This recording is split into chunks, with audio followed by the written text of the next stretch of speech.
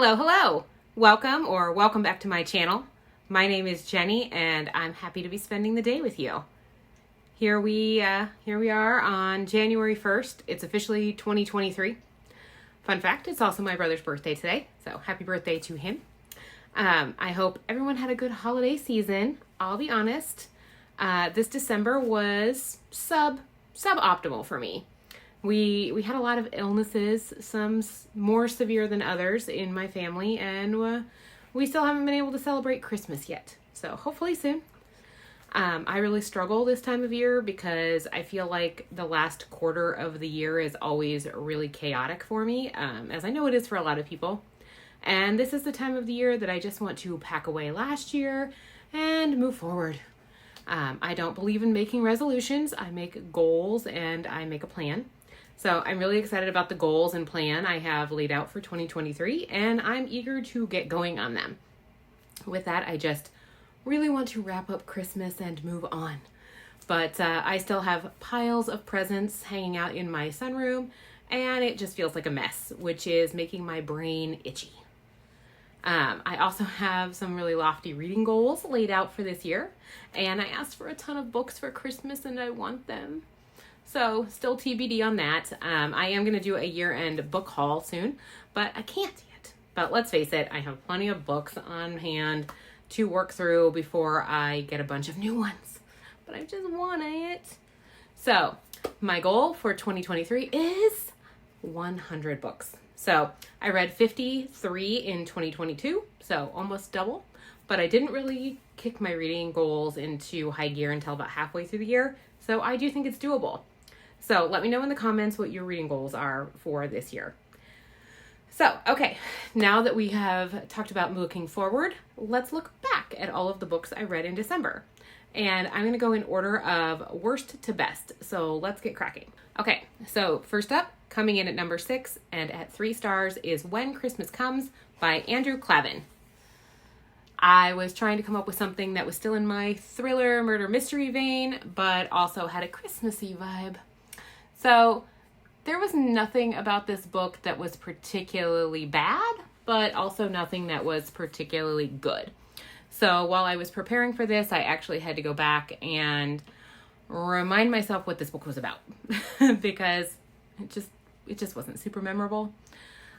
So this story is about a woman who was murdered in a small town. Her husband confesses almost immediately. So there's not a big whodunit aspect to this. The rest of the book is really about two things. First, who really was this woman? So the mystery is more about her as a person. No one really knows anything about her outside of her relationship to her husband. So what was her background? Does she have other family that needs to be notified that she has died? How did she end up in this small town? The other big question that they are trying to answer is why her husband killed her. Everyone describes her as stunning and sweet. She was kind, friendly, warm, caring, just all the good things. So her husband is described as loyal, protective, a very high moral character. What happened that led to this murder? So I'll just say that I love a good twist, and I feel like this is what this book was going for. They were trying to accomplish that big aha twist, and I guessed what the twist was super early on, and the rest of the book just felt like I was waiting on that confirmation, kind of hoping I wasn't right. So it was a pleasant enough read, but if you really want that moment, you probably aren't going to get it with this one. So, readable, but otherwise, So next up is Kingdom of the Feared by Kerri Maniscalco. So if you've been hanging out with me for a while, you may remember this book showing up on my TBR list back in, I want to say September, maybe October. September, October?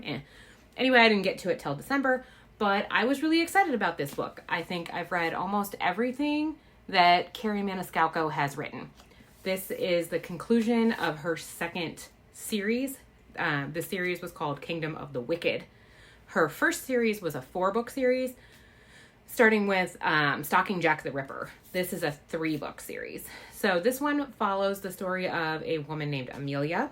She is a Sicilian witch, and all of a sudden someone is hunting and killing witches in her community, including her beloved twin sister.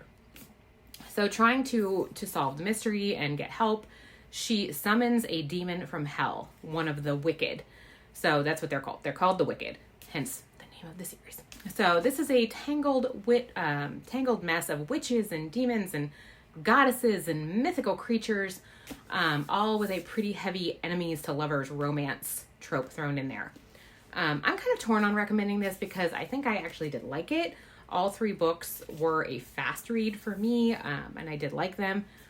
But from a fantasy world building scenario, I just didn't really buy it. I've read a lot of fantasy books and I'm in them, like Harry Potter and Game of Thrones. Like, I believe you. These worlds exist. This one, meh. I may have rolled my eyes a few times, maybe more than a few times, but still, I did like it. And I really like Carrie Maniscalco's writing. But if you haven't read any of her books yet, I would tackle Stalking Jack the Ripper first. I definitely liked that series better. Okay, next up is Murder at an Irish Christmas by Carleen O'Connor. So this one hit 4 stars for me. This was another attempt at a Christmas murder mystery, and this one was much more successful. I'm a sucker for books that are set in the UK, particularly Ireland and Scotland. And as you may have guessed, this one is set in Ireland. I would really love to get there someday, and that's pretty high on my bucket list. Unlike my earlier murder mystery read, this was a true whodunit. A local man was killed in a bit of a weird way. In the middle of the night, he fell out of a barn and a harp fell on top of him. I hate it when that happens. So the first question is, was this an accident or was he murdered? That alone was a good chunk of the book. So, of course, it turns out that in the course of looking through this, there are many people who have a reason to want this man dead. The book appears to be part of a series, though I've not read anything else by this author. But, so basically there's a female police officer who just happens to be in town visiting. And even though this is definitely not her case to solve, she gets involved in solving the mystery. I, again, can't get into too much detail here because, spoilers, but I will say I didn't guess the ending on this one. So, yay. I would recommend this one. Not a home run, but it was a cozy murder mystery, if that's a thing. I did enjoy it. So, up next, also at 4 stars, is Jacoby by William Ritter. So this is probably best described as a paranormal Sherlock Holmes. It's set in 1892, and our main character is a woman named Abigail Rook. She is recently arrived in the U.S. She is an adventurer, and she came to the U.S. basically with no plan or resources. Upon her arrival, she responds to a job ad for an investigator who is looking for an assistant. So our investigator is one Mr. R.J. Jacoby, R.F. Jacoby, sorry. And this is where we kind of start our whole Sherlock Holmes, Dr. Watson situation. So the big difference is that Jacoby is able to see things that other people can't. For example, he shares his home with a ghost with whom he has many a lovely chat. Sure. There are werewolves and trolls and such as well, and when this first got going, I was a bit annoyed. I don't think I would have picked this up if I had realized the paranormal aspect, because again, I can kind of struggle a little bit if I don't end up buying into the fantasy world. But over time I did end up going with it, and I actually ended up really liking it. This is book 1 of a series, and I definitely want to keep reading. However, I will point out that I listened to this as an audiobook on a road trip with my mom, and my mom was not a fan. I don't think she bought into that fantastical world part of it. Okay, so my top 2 choices for the month of December were actually really close. Both were 4 stars, and both came with a pretty good twist. So here we go. Coming in just barely at number 2 is The Paris Apartment by Lucy Foley.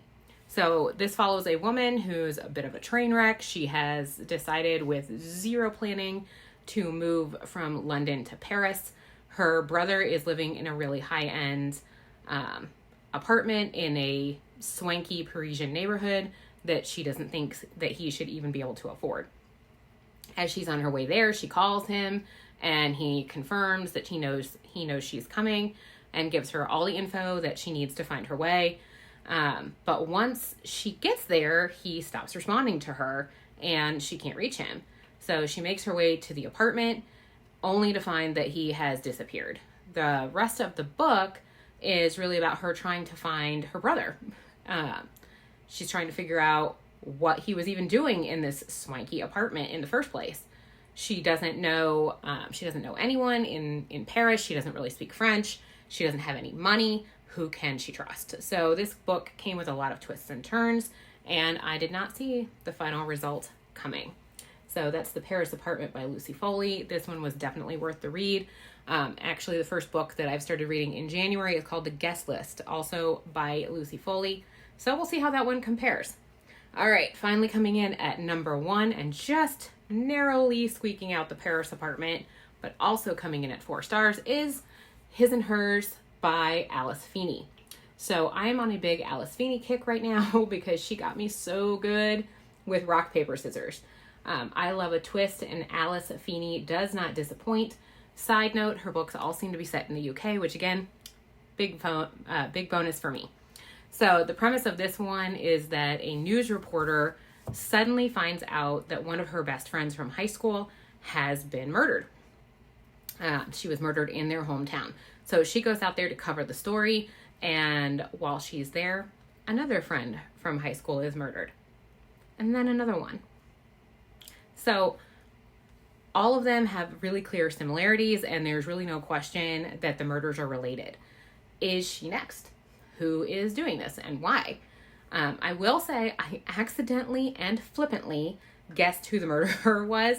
So I was talking about the book with a friend of mine who is actually the person who had recommended it to me. And I jokingly said, "Oh, it's probably so-and-so, ha ha ha." And we both laughed about it.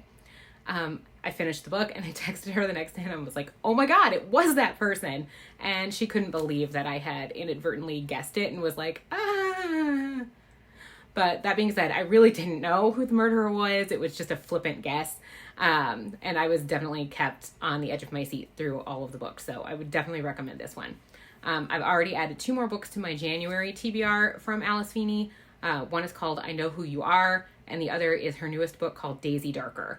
So I'm definitely a fan. So there you go. That's my December wrap up. I hope you enjoyed hearing about my reads and got some good recommendations. Please make sure to like and subscribe and come along with me for my 2023 adventures. So, all right, as always, have fun, be safe, and don't murder anyone.